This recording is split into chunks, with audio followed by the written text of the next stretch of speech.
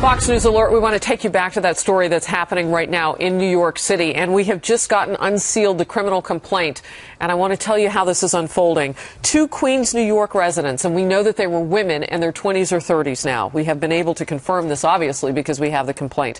They have been charged with conspiracy to use a weapon of mass destruction.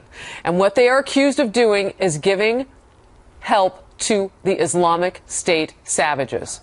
Here in New York City, on this Holy Thursday, this is breaking.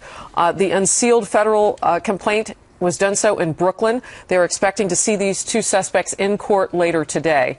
And I'm going to read this as we kind of have this coming in. So they'll be at the courthouse. The charges were announced by the United States Attorney for the Eastern District of New York just moments ago. Let's bring this out to the couch right now. ISIS among us. It's something that we have talked about many times. Father, I want to come to you first because we opened this up with the breaking news today from across the world and a Kenyan university where Christians are being held, where they're going through the school, separating out the Muslims and the non-Muslims. Islamic State, no matter what the president says, Islamic is part of their name.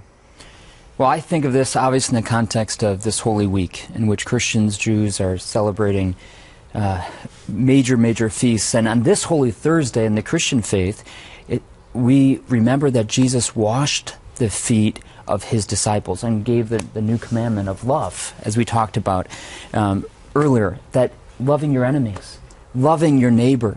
And when we see something like this going on with ISIS and how they're using these women and to what degree these women are responsible, I have no idea because we don't know enough about them. But certainly brainwashing and involving them in hate, the exact opposite of this love that we talk about. And ISIS has to be stopped.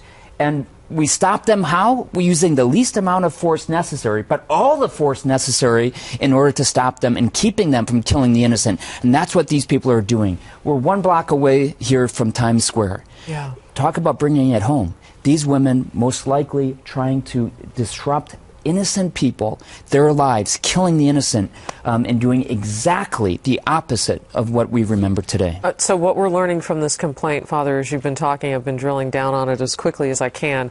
Apparently, over some time, these defendants, these two women who are accused, have allegedly plotted to construct an explosive device for use in a terrorist attack on American soil, and they had repeatedly professed their loyalty to violent jihad. Mm-hmm.